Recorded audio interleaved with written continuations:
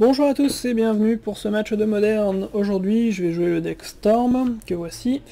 On va donc essayer de trouver un adversaire en un contre un. Hop, c'est parti, le jeu Storm. Et on va attendre que quelqu'un veuille bien jouer avec nous. Normalement on n'attend pas trop longtemps, donc ça devrait aller. Bon, normalement je couperai au montage, hein, mais de toute façon, là je vais laisser les vidéos comme ça pour l'instant. Cette première vidéo, en fait c'est une première parce que j'ai attendu quelques secondes avant de parler pour pouvoir couper les premières secondes tout simplement, puisque j'ai remarqué que les vidéos commencent toujours par des images floues et que bizarrement elles deviennent nettes au bout de 15-20 secondes sur YouTube. Donc je vais tout simplement couper le début des vidéos pour voir si ça fonctionne bien comme ça et en faire en sorte que vous voyez des vidéos nettes, enfin le plus net possible, puisque pour l'instant, quasiment toutes mes vidéos commencent par un flou que je ne saurais expliquer, sans compter les vidéos qui commencent avec des traits noirs, deux traits noirs en plein milieu de l'écran, je ne sais pas pourquoi non plus. J'ai beau enregistrer avec Camtasia ou avec Fraps, là pour l'instant je suis sous Fraps, ça me l'a fait une ou deux fois mais sans plus. Camtasia me l'a fait aussi. Pour l'instant toutes ces vidéos là que je mets sur la Team GT en ce 31 août 2012 sont faites sous Fraps pour tester un petit peu le logiciel et voir comment ça fonctionne. Voilà, c'est donc parti pour cette vidéo avec Storm. Notre adversaire que je ne connais pas a gagné le toss. Et on va garder cette main, qui est plutôt pas mal, hein, avec une ascension du pyromancien, qui je l'espère va passer et nous permettre de partir en combo tour 3, hein, carrément. Pourquoi pas. Alors, une forêt, ça c'est plutôt une bonne nouvelle, une forêt... Ah, c'est un jeu, elfe, ça va aussi très vite hein, dans le format. Hop, ok, on a quand même la chance d'avoir le grape shot directement en main de départ pour pouvoir tuer tous ces elfes tour 2 s'il le faut. Mais on va plutôt essayer de faire, comme je disais, hein, cette pyromancien ascension, qui paraît vraiment mieux. Alors ça peut être risqué, hein, parce que tout simplement, voilà, archidruide, bon, là il va pas nous tuer le prochain tour, hein, c'est à peu près sûr. Bon, j'ai fait la grosse erreur de poser ce sulfurfall de Lander chercher un terrain. C'est une très grosse erreur, je pense que ça risque de me faire perdre cette partie, ou en tout cas de devoir faire un plan B. C'est vraiment pas génial. Je suis vraiment désolé.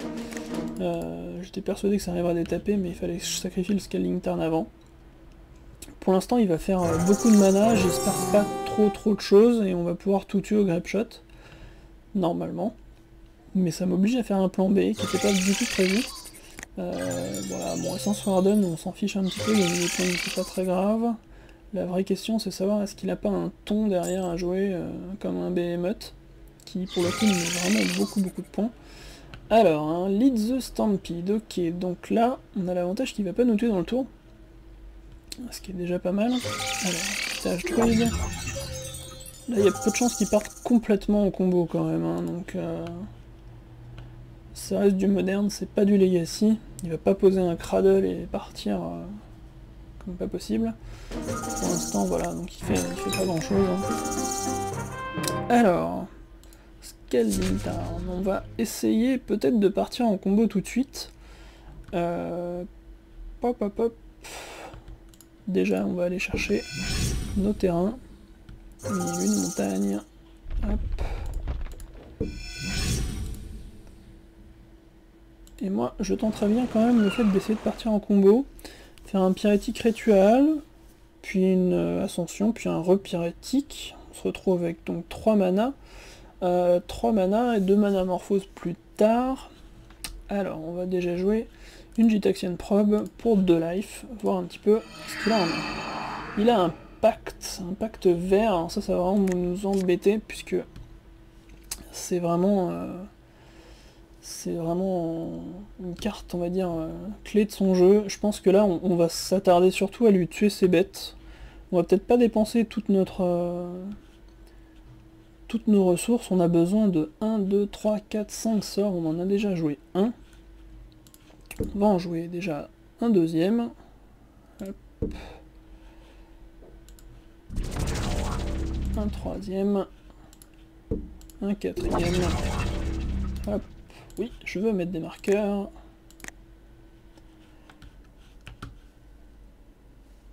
Et alors, je peux jouer un cinquième sort direct. Oui, ça a l'air pas trop mal, hein. On va attendre de temporiser. Alors, cette fois-ci, par contre, il faut pas que je me plante. J'ai bien joué 1, 2, 3, 4, 5 sorts. 1, 2, 3, 4, 5. Normalement, je lui tue toutes ces bêtes. Alors, première target.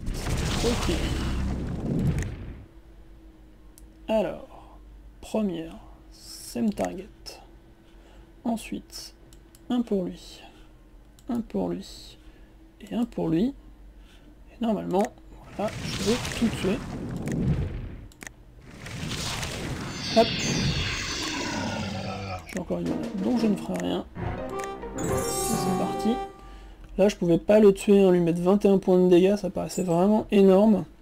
Il fallait vraiment que je pioche des bonnes cartes sur Métamorphose, donc c'est pas très grave. Bon, alors, Cookstone Curio, c'est une carte à combo aussi. Alors là, on a pioché un kill, je pense. On va tout simplement jouer nos sorts et faire sur un petit The Warrens. Moins de faire mieux bien sûr, mais pour l'instant, hop, un passe-passe. Oh, on va garder cette probe qui va nous permettre de doubler nos sorts pour 2 points de vie. Hop, on va voir son pacte en main. Et surtout, on a mis ce deuxième marqueur sur l'ascension. Et donc là, on va faire une manamorphose assez magique qui nous fait gagner de la mana. Et qui en plus on fait piocher 2 cartes. Oui, je veux toujours utiliser cette capacité de copie. Hop. Alors, je veux de la mana bleue, je veux de la mana bleue, je veux la mana... Hop, ok, il faut résoudre ça quand même.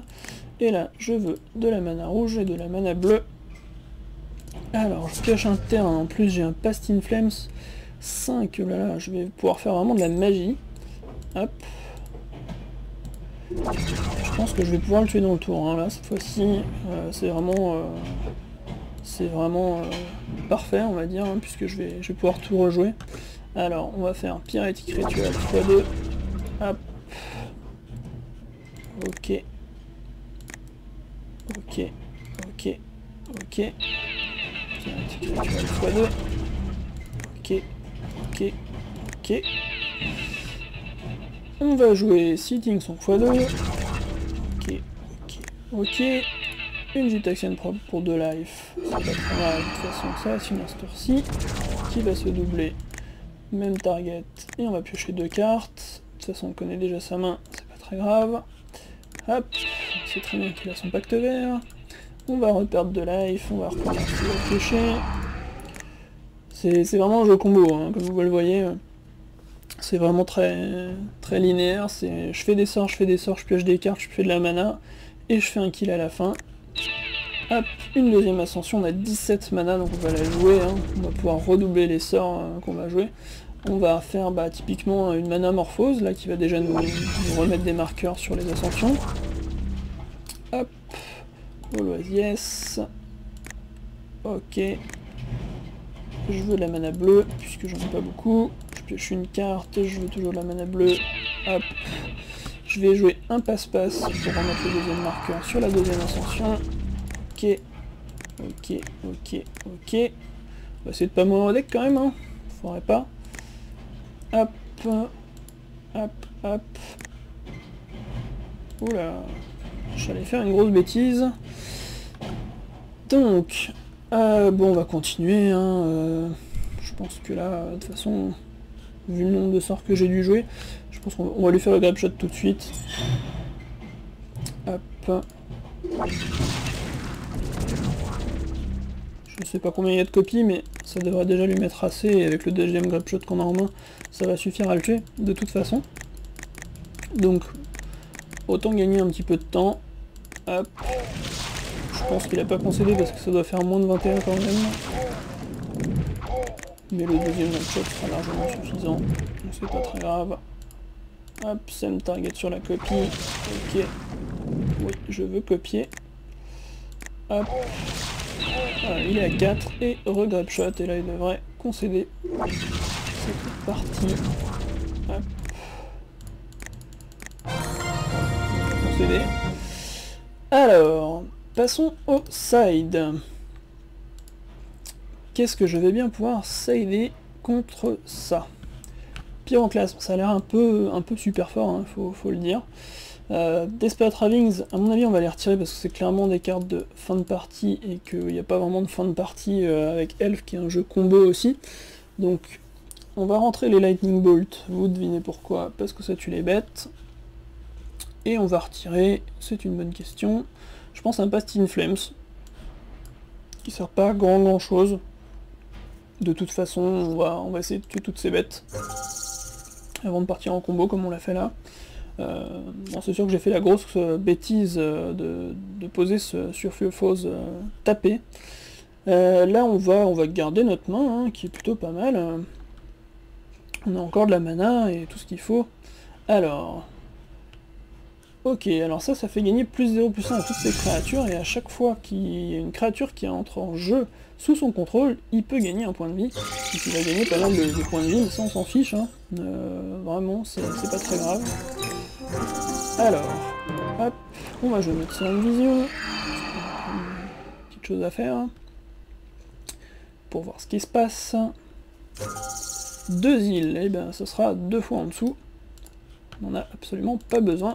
Et go. Alors là le problème c'est qu'on n'a pas de piocheur à part ce Serum Vision et qu'en plus on n'a pas de Manamorphose. Donc pour l'instant on va pas trop s'amuser. Lui il va poser des elfes, bien pour lui. Voilà. Alors l'avantage avec l'Archidruide c'est que maintenant il va plus prendre le Pyroclasme, ça c'est un peu embêtant. Mais bon, c'est le jeu, hein. Je vais pas chercher la montagne tout de suite parce que j'ai déjà mis 2 îles en dessous, donc ça fait déjà beaucoup, hein, comme le jeu ne joue que 16 terrains, ça veut dire qu'il en reste plus que 14 dans le jeu, donc 2 îles qui sont en dessous, ça fait plus que 12 landes sur les 48 cartes du dessus. Ça fait à peu près une chance sur carte de piocher donc un terrain, et comme on n'a pas du tout envie de piocher de terrain là pour le coup, ben c'est pas grave, on va attendre, et on va pas aller chercher cette montagne, qui de toute façon sera cherché au dernier moment à mon avis. Pour l'instant on attend de voir ce qu'il nous propose un petit peu plus de magie, comme on dit, avec son jeu elfe, qui pour l'instant visiblement ne fait pas grand chose.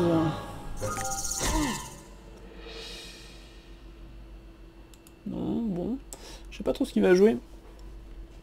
Il va très certainement, bon voilà, un pacte, ok. Alors, typiquement, le pacte, c'est vraiment, ça peut être absolument horrible, hein, pour lui, parce que si je lui tue toutes ces bêtes, il est mort au prochain tour. Maintenant, là, c'est sûr que c'est déjà plus compliqué de lui tuer toutes ces bêtes. Donc bon, on verra bien ce que ça donne. En plus, sur un TGO, il peut pas oublier le pacte, hein, sur un upkeep malencontreux, ce qui arrive très souvent dans la vraie vie, quand on joue en QT, tout ça, il y a beaucoup de gens qui oublient de payer leur pacte à l'upkeep. Ce qui est vraiment horrible parce que pour l'adversaire, quand l'adversaire est plutôt honnête, très souvent il va laisser son adversaire revenir en arrière pour qu'il paye son pacte. Mais je le rappelle, hein, en QT, on peut également gagner la partie là-dessus et il n'y a absolument aucun remords à avoir à faire perdre son adversaire sur le fait qu'il ne paye pas un pacte, puisque ça fait partie du jeu. C'est son effet, il a le choix de le payer ou pas. Et s'il ne le fait pas, eh bien, il choisit de perdre la partie, hein, c'est un choix.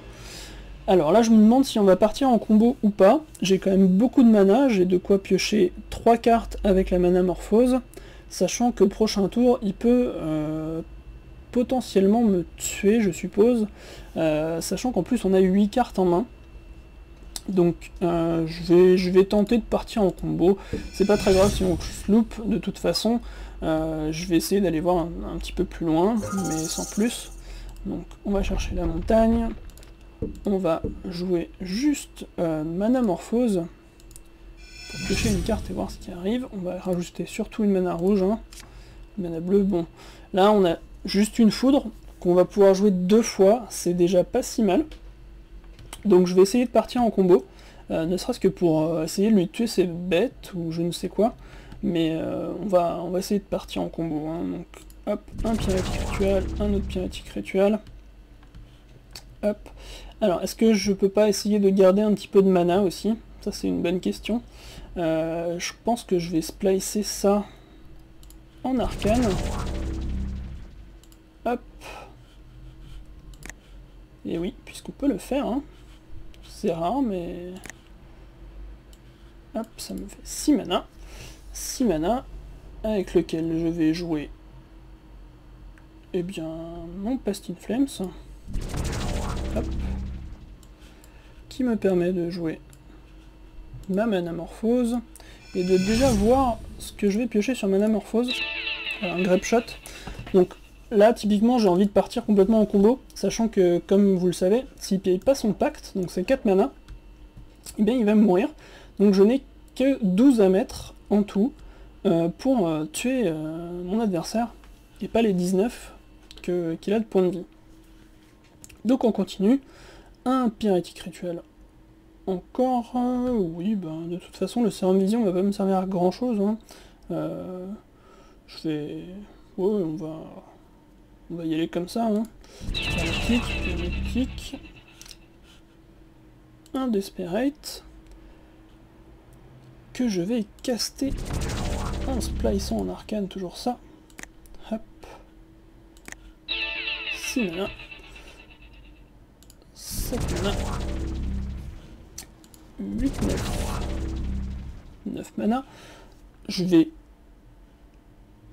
tout simplement, puisque j'ai la mana pour faire Past in Flames sur Grapeshot et Lightning Bolt, je vais faire une Lightning Bolt sur lui, un Grapeshot sur lui, hop, ok, une fois, deux fois, 3 fois, 4 fois, je mets même encore des points à mettre, je vais lui mettre sur lui, d'ailleurs j'avais pas autant à mettre, hein, normalement, hop, distinction, ne serait-ce qu'un archfluide, l'autre passe 2-3, donc j'avais clairement moins de points à mettre, c'est pas très grave.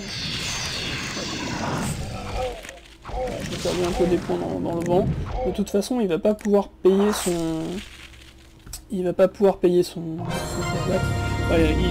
Enfin, son entretien. Il a donc conservé cette partie. Elf, c'est vraiment un jeu sympa à jouer. Ça peut faire 2 départs différents, qui sont le départ aggro, je pose elf, un lord et j'y vais, je te mets plein de points très rapidement, et le départ un peu combo. Alors je sais pas s'il joue des behemoths comme en type 2, le behemoth qui est pour 8 mana, alors ça paraît un peu cher comme ça, il est 5-5 trample haste, et il donne plus X à toutes les créatures qu'on contrôle, où X c'est le nombre de créatures qu'on contrôle justement, donc ça fait des sauces assez énormes. Hein. Imaginons qu'on ait 5 elfes sur table, ça fait plus 6 en comptant le behemoth, et donc tous nos elfes, en général, il n'y a que l'elfe, l'archidruide elfe qui est tapé pour faire de la mana, et donc tous les autres vont être, je sais pas, 7-7, 8-8, voire plus. Donc en général ça suffira largement, parce qu'il suffit qu'il y en ait 2-3 qui passent pour arriver à tuer, le behemoth étant trample et absolument énormissime, le tour où il arrive en jeu, donc normalement il passe largement. Voilà, et ben merci beaucoup, et n'oubliez pas de mettre un petit j'aime, ça ne prendra qu'une seconde, et moi ça me fera très plaisir. Merci beaucoup à vous d'avoir regardé cette vidéo, et à demain pour une nouvelle match sur MTGO.